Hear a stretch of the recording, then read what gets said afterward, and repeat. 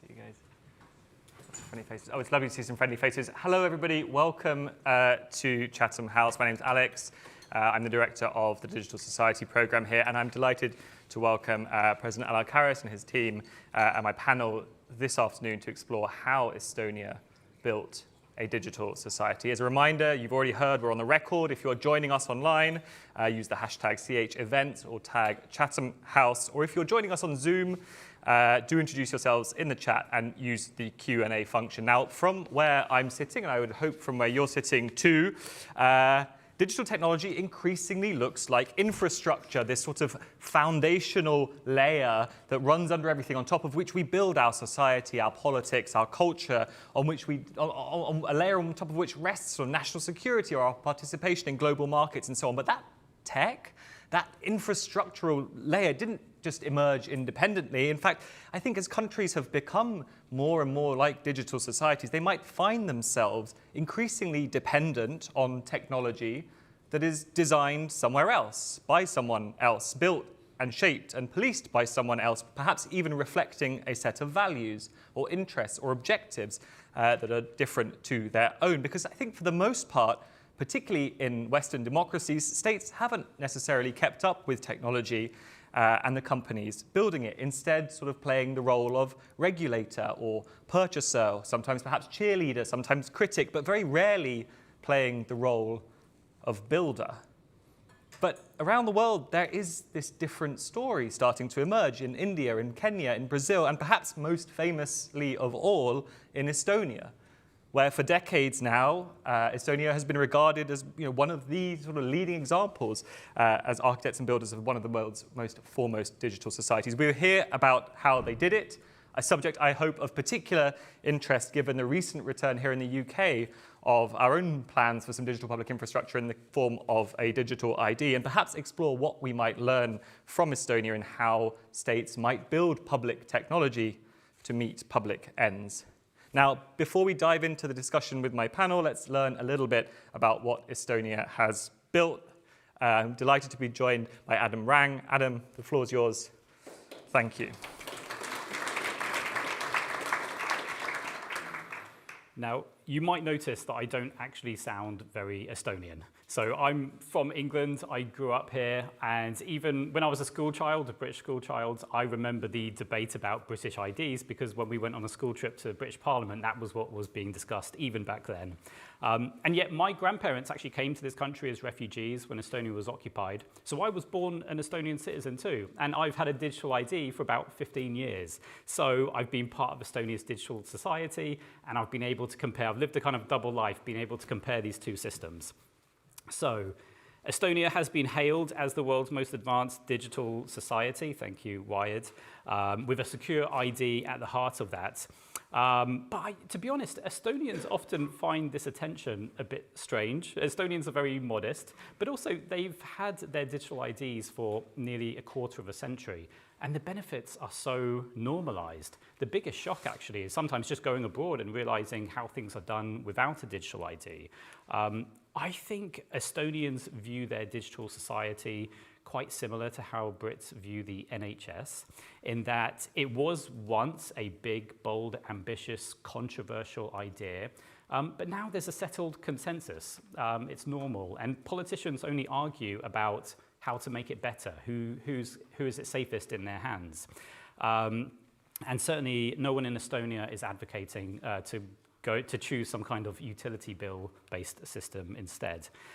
So like most Estonians, I use my digital ID very regularly on an often daily basis for pretty much all public services, for instantly signing legal documents from anywhere, and for accessing private services like banking.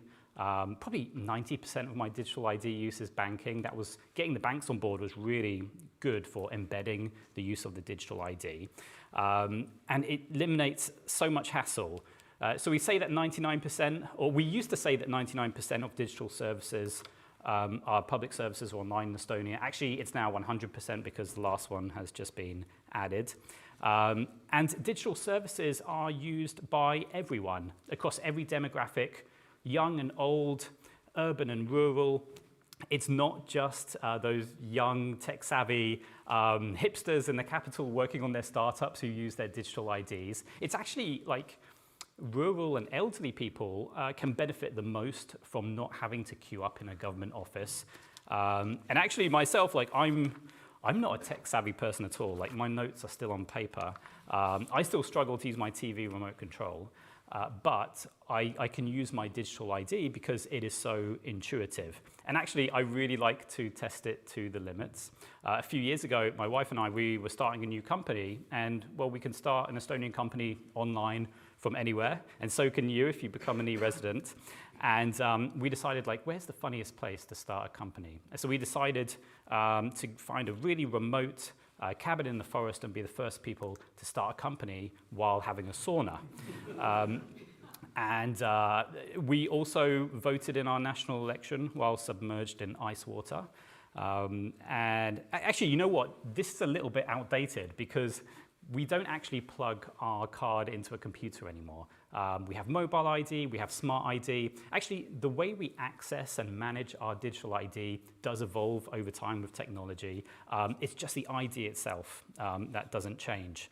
And yet at the same time, as a Brit too, I have experienced all of the alternatives that we currently put up with in the UK due to the fact that we don't have a digital ID. I still have to search for a utility bill, print out a bank statement, or hand sign a document to pop into post. I feel like once every couple of years, I have to search for my national insurance number. And this isn't just inconvenient. Without a digital ID, we are giving away far more data and have far less control over it. So I've heard people say, well, I've heard people in Britain say, I don't want my data to be online. But you know what? If you go to a doctor, you sit in front of your doctor, this is your most sensitive personal data, and your doctor in the UK is typing it into a computer. Who has access to that data? Who has been looking at it? How secure is it? Without a digital ID, you can only be sure that you can't look at it. So there was a case recently in the UK of someone caught accessing medical records inappropriately. That was only discovered because this medical info was screenshotted and put onto Snapchat. So how much more abuse is going on that can't be discovered? Safeguards need to be designed in. You should know who accesses your data. You should be able to challenge them. You should be able to just give your data once, and that data should only be accessed as much as necessary. We've had stories in Estonia as well, so here's one. But the difference here is that the breach was caught because the victim just looked at their own data tracker using their digital ID to see who looked at it. Let's translate that. So a police officer ran checks on his future spouse and future in-laws who weren't very happy when it showed up in their data log. And so the police officer had to explain himself to a judge, and he was fined. It doesn't say whether the marriage went ahead. I don't have access to that data. In another case, mentioned in the same article actually, a nurse was fined for checking why an ambulance was called to a neighbor. And this was early during the pandemic, so I'm guessing she wanted to know if COVID had arrived on their street. Still though, it was inappropriate. It was noticed in the data tracker, and the nurse had to answer before a judge. So in case you're wondering, police officer and the nurse, they were both fined €50, which is quite low, but actually it's because they showed serious remorse. It was a good learning about what not to do. So these things are happening even in a digital society where they should have known they will be caught. So how secure is your data without a digital ID? So I live in Estonia now, and I've been following the debate around digital IDs with a lot of interest, and I really think it can benefit from the perspectives of Estonians and people who already have digital IDs. I saw one British news report last week, actually, which stated, as if it were fact, that digital IDs would be a trade-off between freedom and security, between privacy and convenience. But Estonians didn't make that trade-off, and you shouldn't either. Because Estonia is not only the world's most advanced digital society, but it also consistently ranks as one of the most free countries in the world. So Brits and Estonians are among the just 6.6% of the world's population who live in a full democracy. Estonia was actually added to the list just last year bucking global trends. Estonia is also second globally for internet freedom, according to Freedom House, and second globally for press freedom, according to Reporters Without Borders. After defying half a century of brutal occupation, Estonians wouldn't have it any other way. And Estonians understand what it means to live under an authoritative surveillance state. And that is so important to understand why Estonians were the first to embrace digital IDs, to design against it. After that long occupation, Estonians had to rebuild everything from scratch, restoring freedom and privacy, which Estonians so highly value, while delivering quality public services with few resources at the time. And in Estonia's experience, a well-designed digital ID can enhance freedom and security. It can enhance privacy and convenience while upgrading public services and unlocking new economic opportunities. I think the debate in the UK hasn't even begun to get onto that yet. But if Britain does embrace digital IDs, it certainly won't be a carbon copy of the Estonian system. Every country has to do it in their own way, based on their needs, based on their culture. But if Britain decides to go for it, you will always have friends in Estonia who are keen to share lessons learnt along the way. Thank you.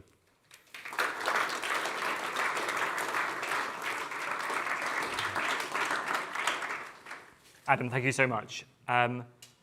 Zooming out, Mr. President, what should a government of a digital society look like? What is the role, in fact, of a government when it comes to a digital society? Because it feels like, certainly in the UK, in the US, but in Europe, there is a real variety in how governments think about what their role should be when it comes to, playing the role of builder, shaper, architect of the digital society.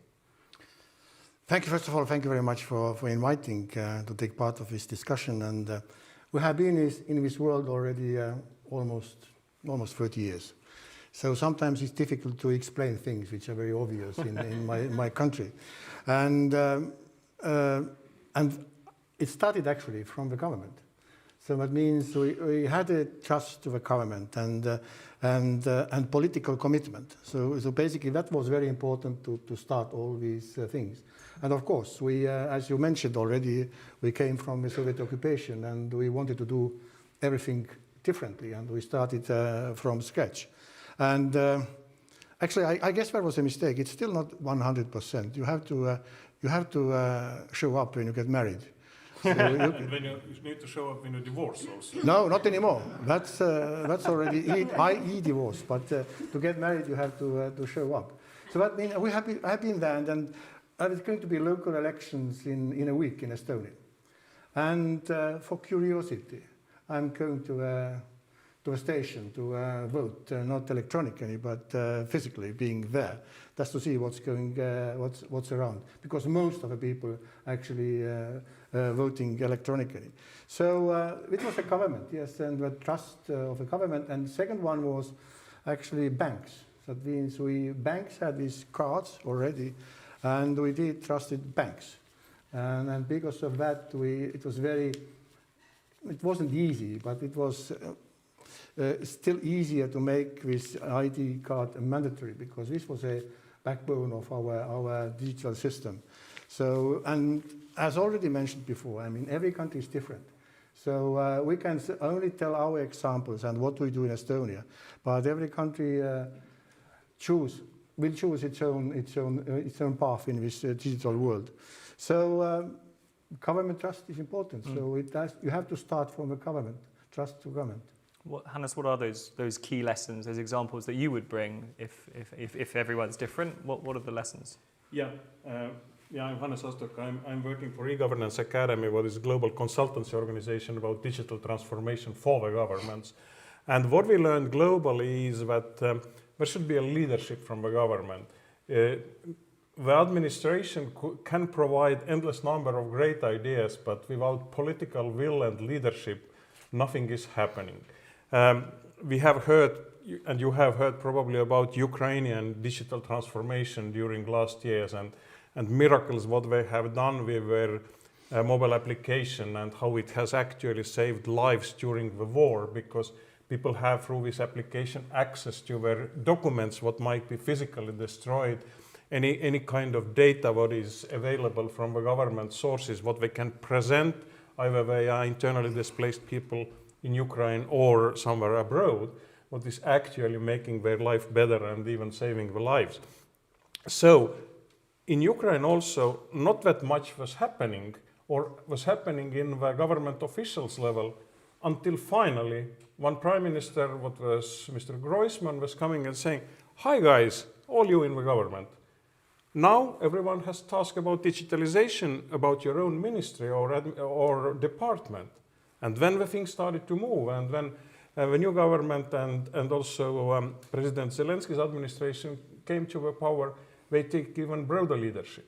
And now the things started to happen, because government officials are very creative. They are especially creative how to say no. They are very creative how to say how we cannot do it.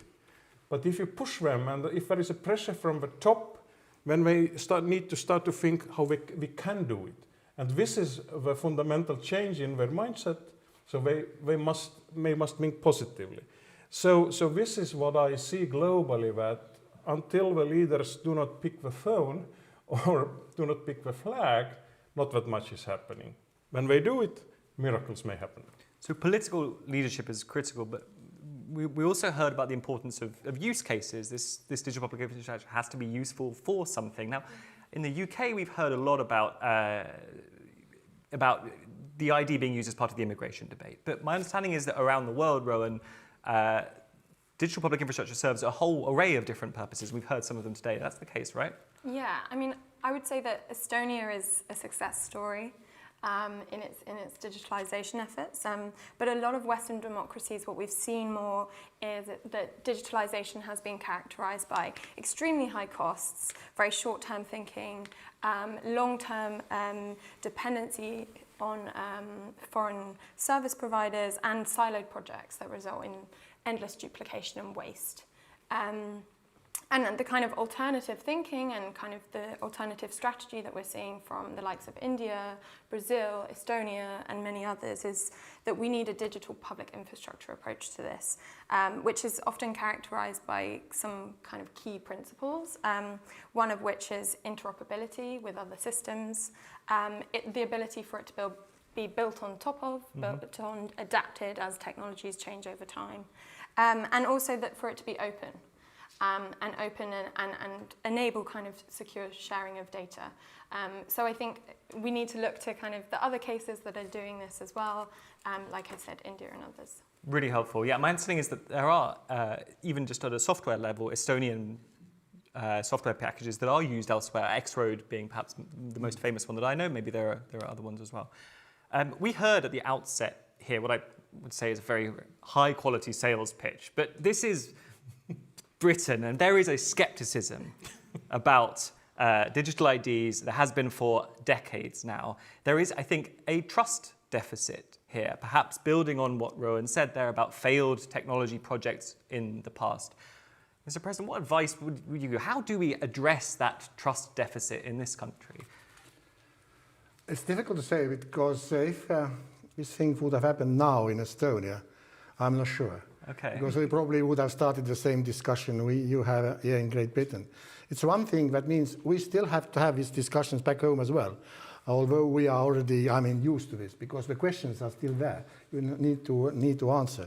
But maybe one thing is government leadership was mentioned, and it's combining with convenience. What the government did in Estonia, that is a so-called once only and data minimization. That means if you are asked one data by government, government couldn't ask this data once more. That means I can imagine in Britain you can fill in all these forms for different ministers and for different agencies and so forth. In Estonia, just once, and the data are there, and you don't need to do anything else. So this is something which also government should think about to make it convenient to use. And also not only for citizens, me as a president, I can fire ministers at any place, in any time in the world. I did it once in Germany. I was on a podium and I had to fire this minister.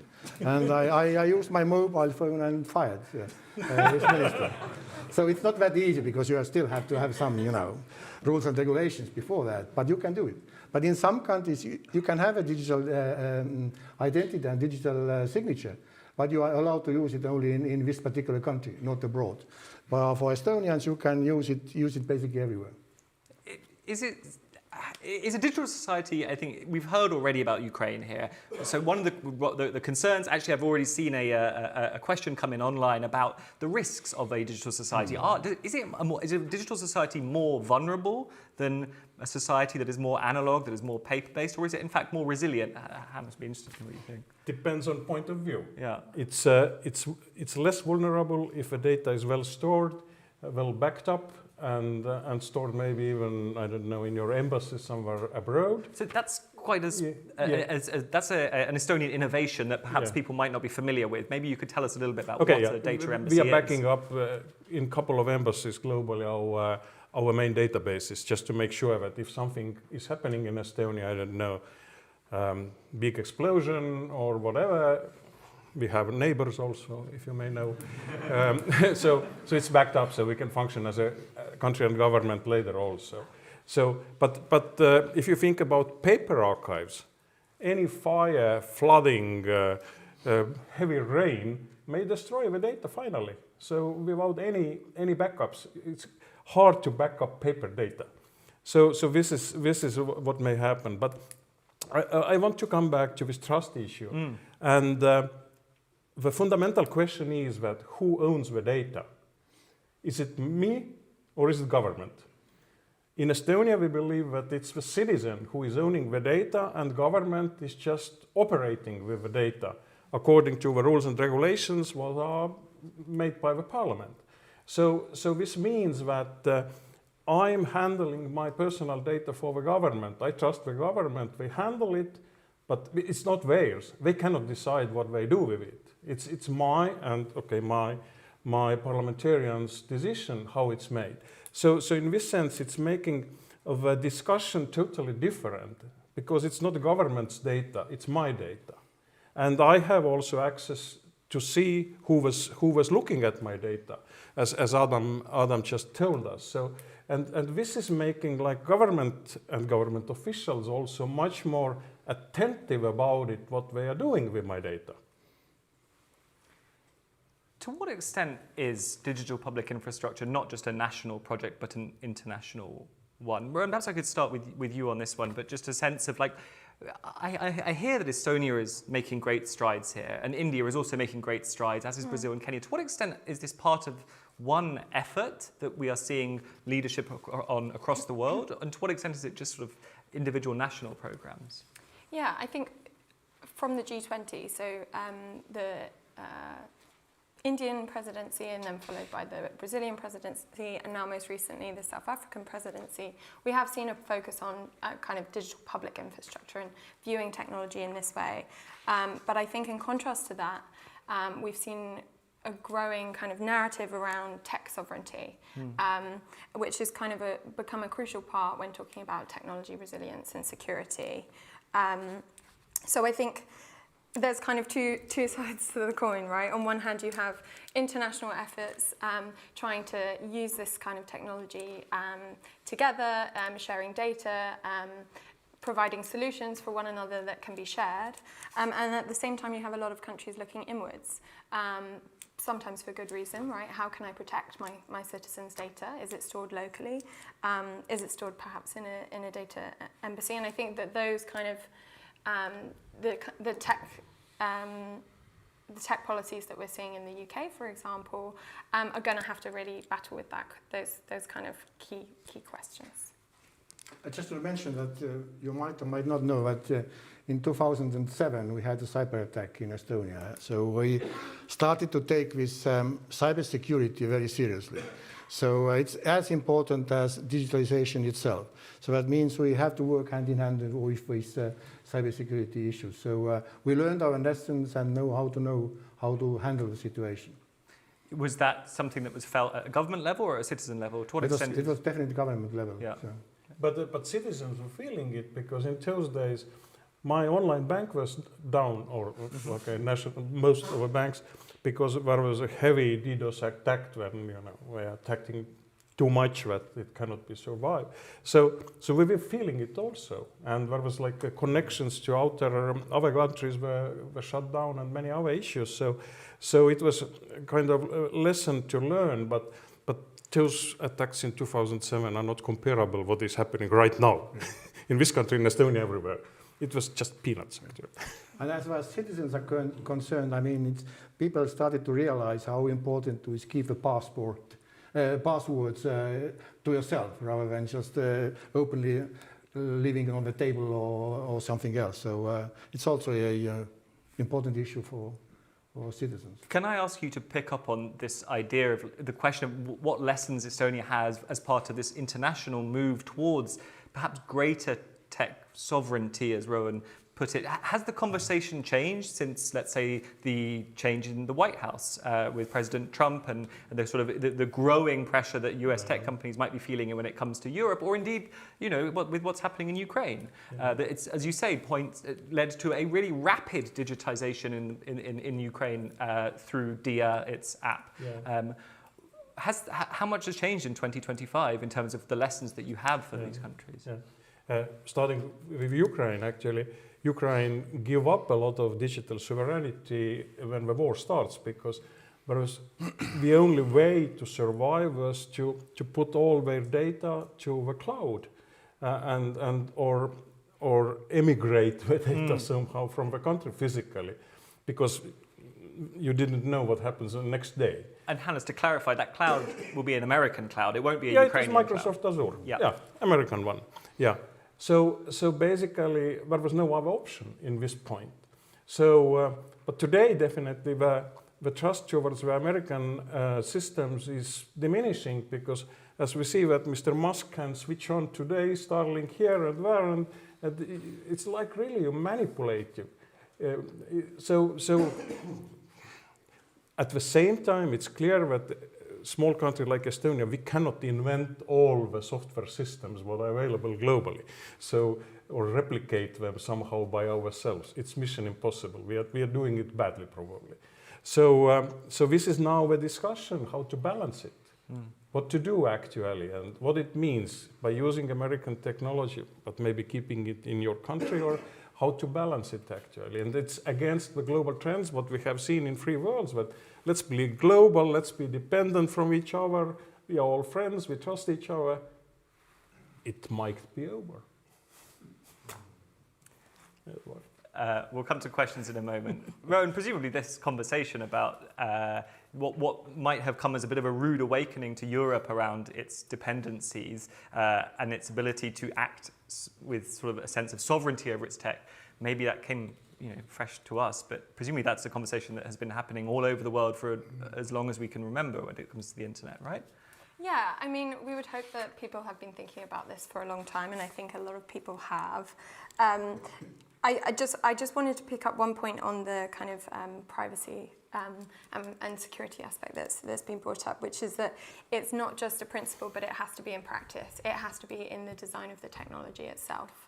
And we are seeing a lot of great models that are utilizing kind of consent management systems to allow the individual, in this case the citizens, to really control who has their data, who has access to it. Is it a third-party provider? Who is that third-party provider?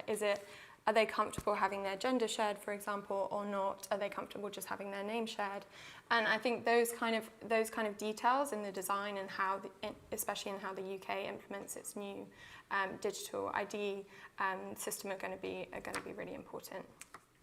Thanks, Rowan. I'm going to come to the audience in just a moment, so do prepare your questions. I want to come with one more question, which is that there are folks who I think are sometimes worried about effective digital transformation when, as Rowan says, that digital transformation does not also come with governance. And so you can imagine that there would be folks who would be concerned that a highly effective digital government in an authoritarian regime or in a place that doesn't have the sufficient sort of protections for democratic liberties or government, people might be concerned actually that these kinds of programs may make those governments more effective. Is that something that is of concern to you? Are there lessons that we should be able to bring? To what extent is a democratic safeguards part of this digital transformation? Are they one and the same, or are they different? Perhaps, Mr. President, I'll turn to you. I'm not sure that dictatorships are really keen using digital word, because I mean it's also transparency. But I think China would definitely disagree, right? China, Well, one of the most advanced digital societies. I agree. But still, I mean, it's transparency and also it's anti-corruption. Because Yes. see, most of these countries are still corrupt, but you can't bribe a computer. That means you have to really make sure that things are working properly. So it's a good question. I even don't know the answer, to be honest. But Hannes, is it the rule of law? Is it the design of the software? What is it?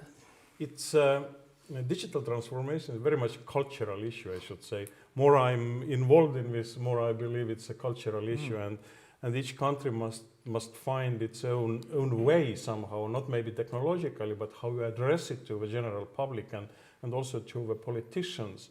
We have seen the countries where church is very powerful, and until they are either for or against, things are happening or not happening. So the same is like how far you go with the digital government. We Estonians believe that if a government tells us that your driving license will expire, please go to replace it, we find it absolutely fantastic, because otherwise I forget about it. But in some societies, citizens start to think that it's not anymore like a big brother, it's like a big grandmother or grandfather already who tells you all the time what you need to do next. So sometimes probably you need to go step by step or also consider all those cultural issues. What is acceptable for one society or another? Or you need to decide yourself in your society what is acceptable or how to address it actually. How predictive government could be, because somebody may feel bad, but at the same time, if you are driving without driving license and you are getting fined for it, then you're going to blame the government immediately. Why didn't you tell me that it's expired? I just wanted to add one thing we haven't mentioned. It's being a former scholar and professor, so education is important. So we started also with so-called Tiger Leap. That means every school got a computer in the 90s and so forth, and access to internet. That means digital literacy. It's not only for the kids, but also for elderly people. And this is ongoing process also in Estonia. Thank you. Yeah, I would just add as well, like feedback mechanisms. There needs to be a proper consultation process, and there needs to be opportunities for citizens to feed into how they think the system is working, to ensure that there really is kind of the user experience is taken in mind. I would also say clear public avenues for redress as well. There are often problems with these systems, especially in the offset, and there needs to be opportunities for citizens to, whether that's receive compensation or make sure that they can access their GP, for example. That is just a basic necessity that the state has to meet. And then the final thing I would say is there's this concept of phygital as well, right? You can have both the physical and the digital together. So, for example, people that don't have access to the hardware or don't necessarily know how to use it still have opportunities to receive their public services. Amazing. Half an hour talking about technology and nobody said AI. I'm incredibly grateful. I was incredibly grateful to my panel. Let's open it up. I'm going to start right at the back. I think a microphone will come to you, and then we'll go around, and then I'll come over here next. We'll take groups of three. Let us know who you are. Hello, my name is Almat Madaliyev. Former government member of Kazakhstan, now living here, partner in a law firm. Just a curiosity question. There was some discussion about the prerequisites of the digitalization, if it's democracy, or there were examples of obvious countries who are less democratic but still very successful in digitalization. We all know that democracy is in a decline now. There is certain data to confirm that. My question is probably hypothetical. Imagine... Let's get to the question. Yeah. So in a future, Estonia becomes less democratic, God forbid, authoritarian country. Would you say that all things done in digitalization, would the country should have done everything that it has done for today, or should some things been less digital? Understood. If I may? Really helpful. Thanks. Just over here. Yes, perfect. Behind you, and then we'll come to you. Sorry. Dr. Shane Lawrence from University of Cambridge.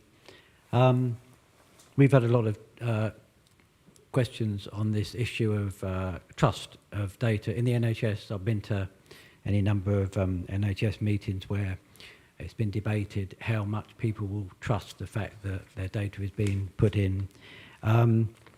So with the your election data, when you use the cards for the electoral registration, can people be assured that it will only be used once? It's only used once for their one vote, that it won't be passed on to anything else? Thanks. Okay, so sorry.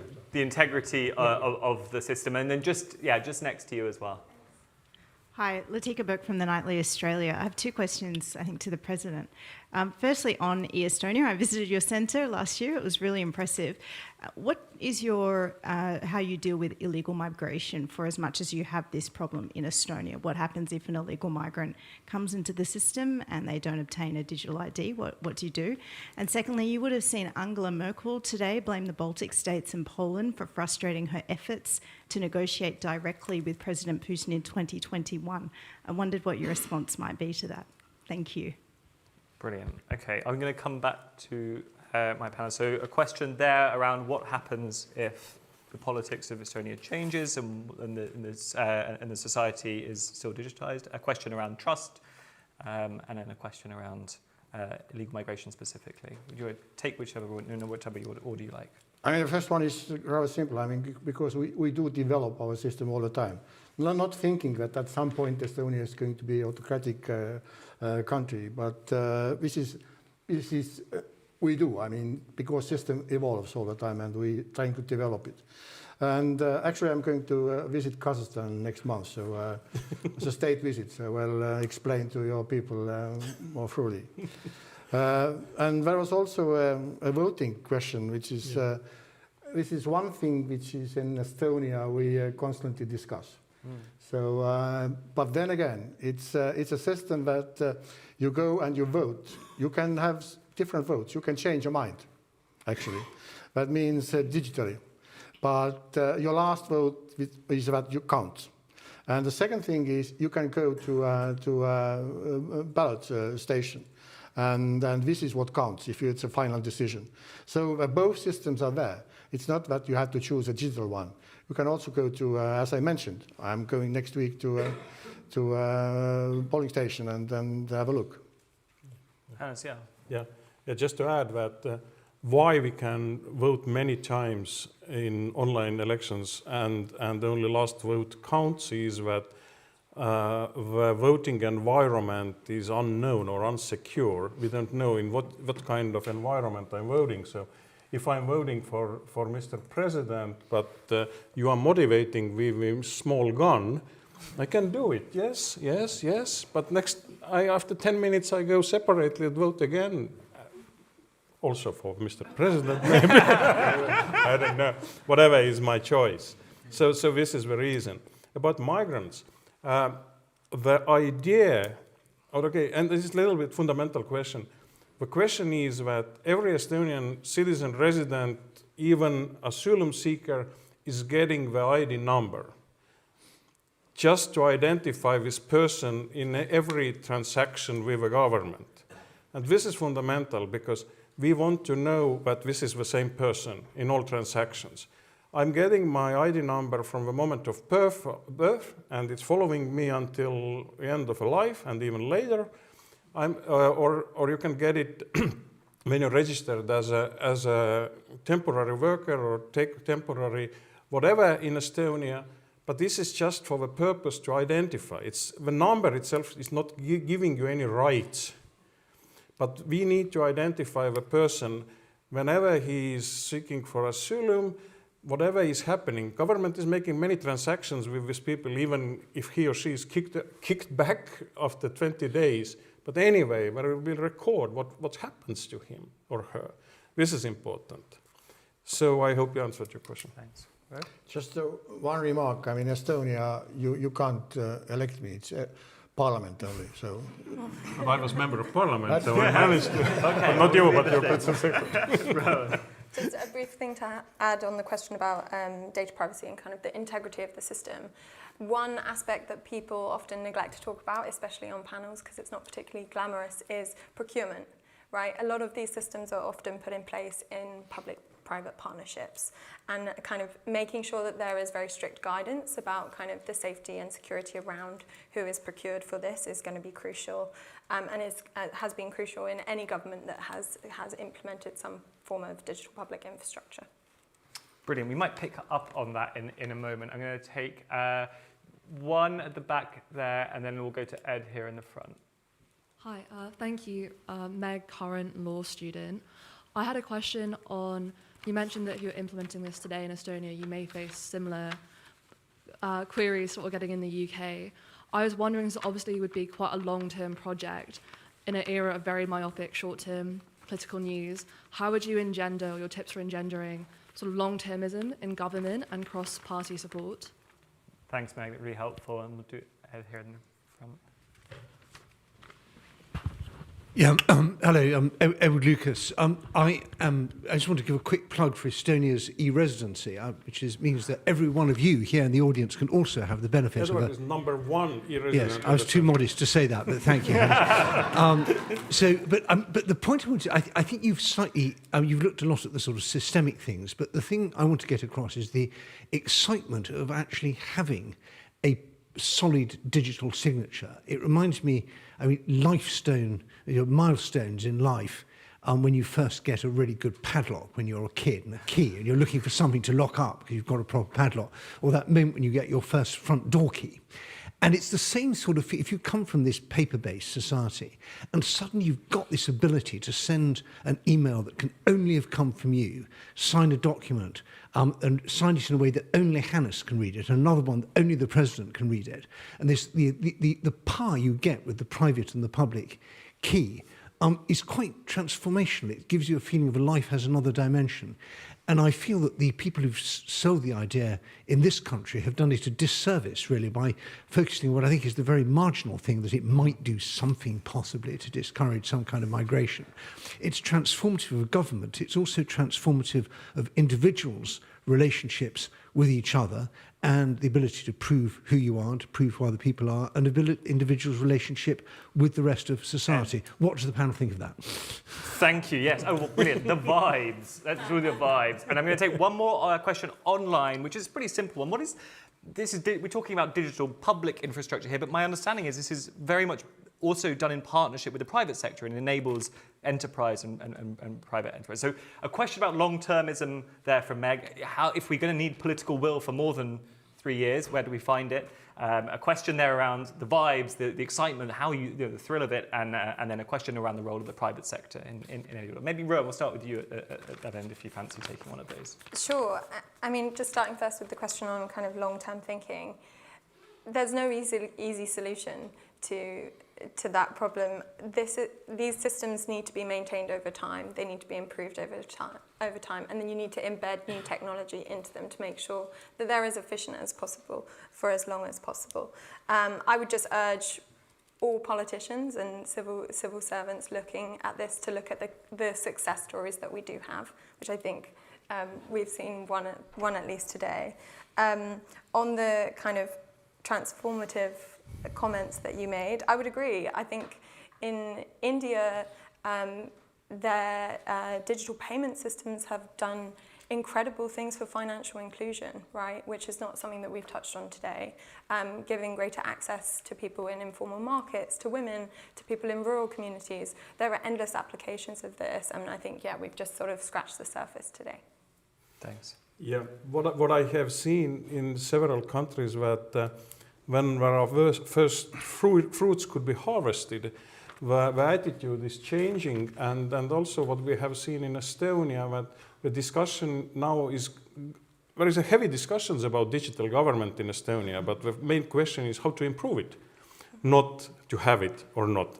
And the excitement, what Edward just presented, I hope in one day when it's landing in one or another country, it may change the minds of the politicians also, and willingness to continue, not throw away what was done before.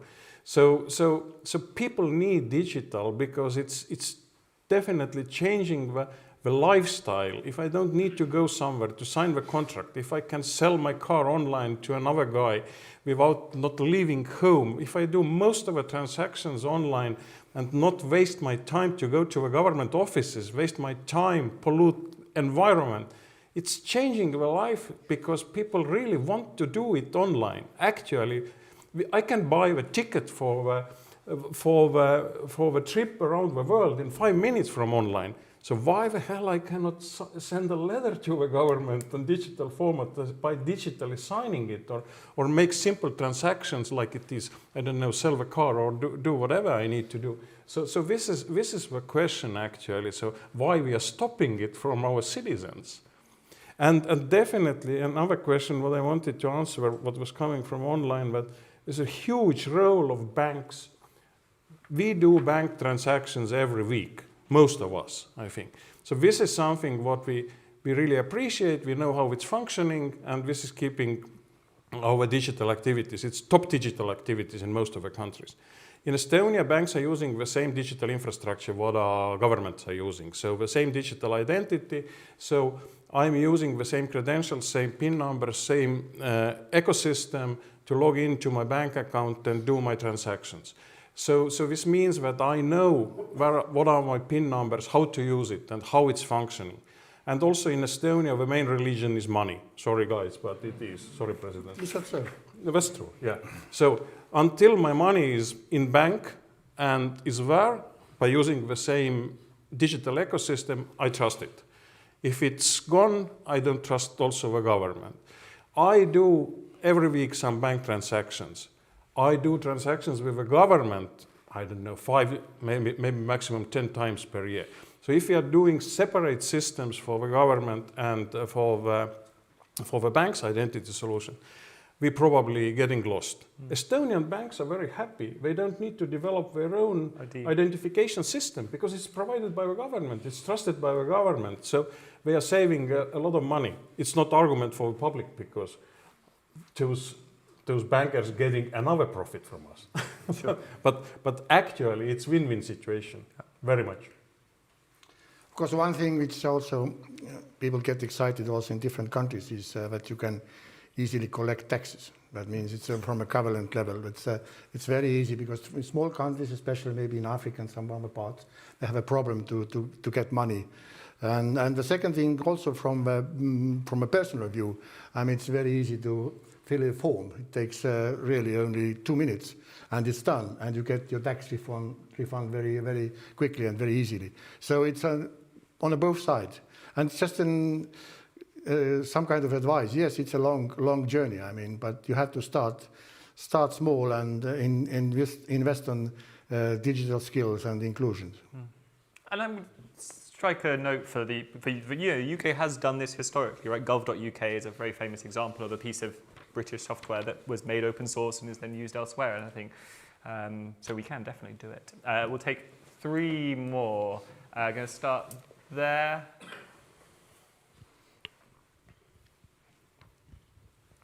Hi, my name is Owen Barder. Thank you to our visitors for sharing your experience.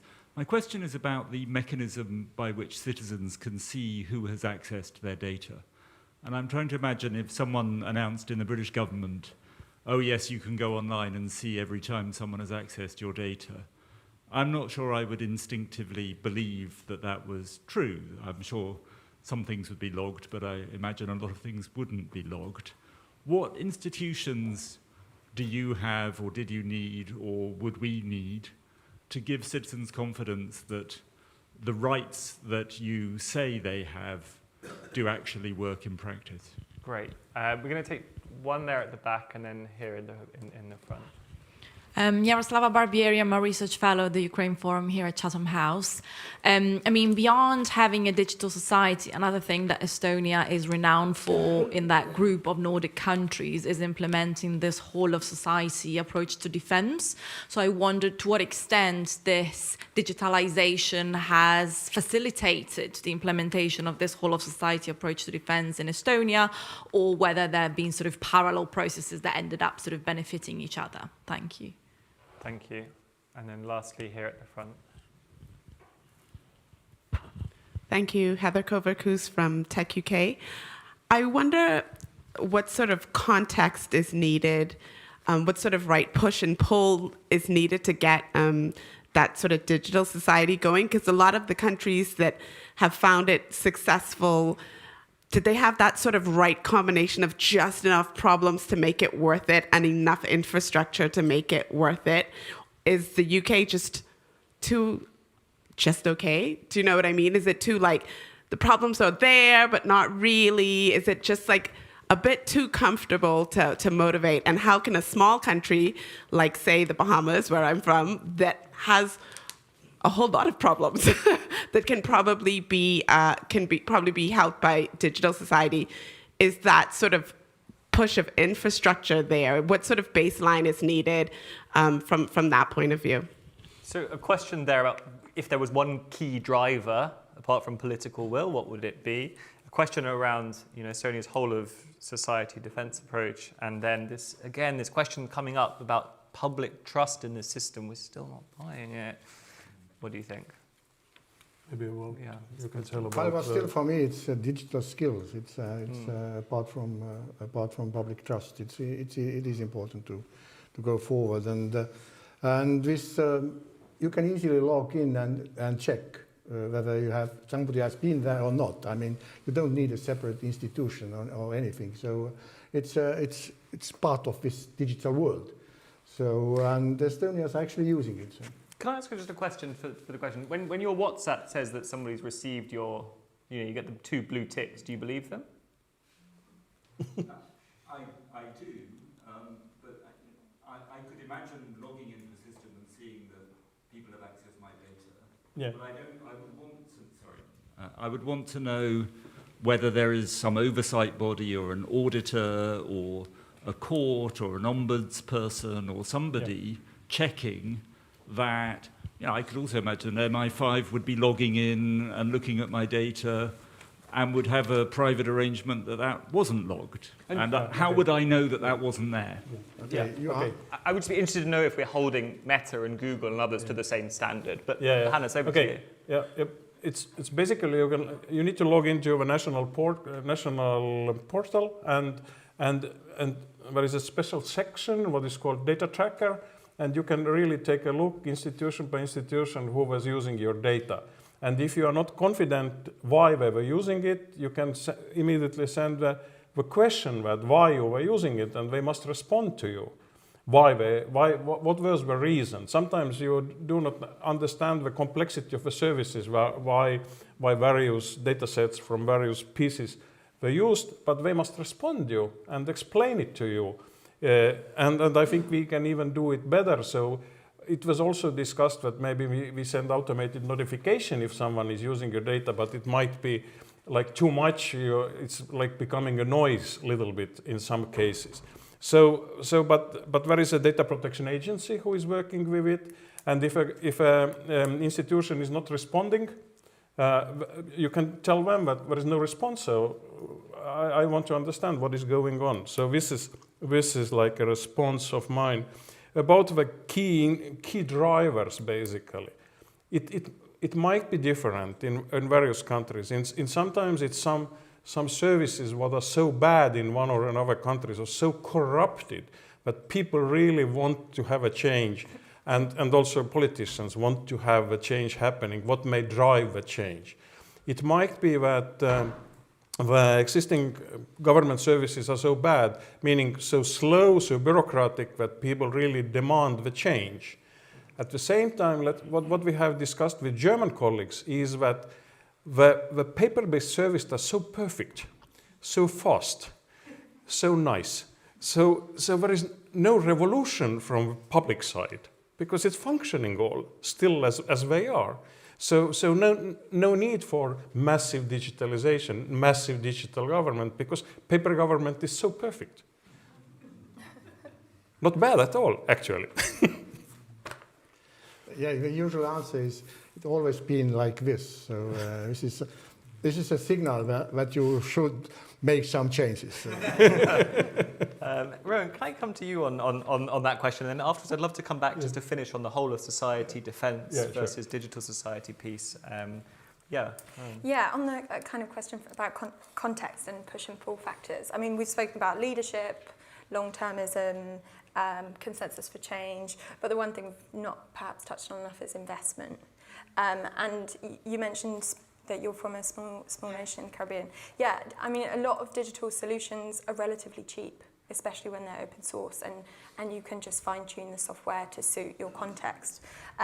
So I think that we've seen in a lot of cases people are drawing on philanthropic support, government support, private investment. You can really kind of have it diversify the investment that you receive for these kind of big transformative changes. Thanks, Rowan. So let's finish up with that question on the relationship between the digital society and the Estonia's famous whole of society sort of security response. I'd love to hear your views. Like, are those two things that run in parallel tracks? Are they the same? One and the same thing? One of the great narratives what we have, and what is actually true, that if you're online, if you're doing a lot of transactions online, both with the government, with the banks, between us, like signing contracts, every Estonian who is digital is saving around 2 weeks of working time, not just wasting time for printing papers, sending papers, collecting papers, signing papers, and all this stuff. So it's like almost 2 weeks, because from one transaction you can save like 10 minutes, so it's accumulating to 2 weeks. So 2 weeks is around 2% of your working time annually, and this is, if you are more productive for 2% means that our GDP is 2% higher, what we were spending to defense. Now we need to spend 5%, so we need to be more digital. But what is true actually, and another point from my point of view is the trust actually, because for also for to be like one nation to protect your country, you need trust towards the governments. If it's not existing, everyone is if there is a critical situation, most of the people just escaping. So, but I believe Estonians are not escaping, but rather standing up and starting to fight. And this is also a trust-building exercise, a very broad trust-building exercise among the society. Thank you. Last word, Mr. President. Well, it's very difficult to give advice to different countries. One advice probably is that, as mentioned before, you shouldn't copy what Estonians have done. You just take the best out of it and adjust it to your own country and your own region. So this is what we always say. So it's and I have seen already. Is X road. We have been, trying. Even me as a president, I try to say to one leader of a country, you should use this, and he said, no, we have a different system, so you shouldn't push that you should this because we have this kind of experience. So every country is different. So let's build up their own system, because we don't have to be comparable. I mean with systems. Thank you. The role that countries can play, not just as rule makers, critics, cheerleaders for technology, but actually as shapers, builders, architects, not only of national technology, but also international technology governance, is front and foremost, front of mind, I should say, of a lot of the work that we do here at Chatham House. And in the coming months, you'll see a report released around what we call digital public infrastructure, the work that is being done in Estonia, in India, in Brazil, and elsewhere, really emphasizing the role that states can play in shaping public technology to meet a set of public ends. And I think we've heard collectively a really compelling piece of storytelling today that I hope that you will leave today and think, actually, that's another perspective on the digital public infrastructure, digital ID debate that perhaps we wouldn't have heard. So we'll leave it at that. And the last thing to say is just to say thank you to my incredible panel, to President Karis, and a round of applause, and we'll be going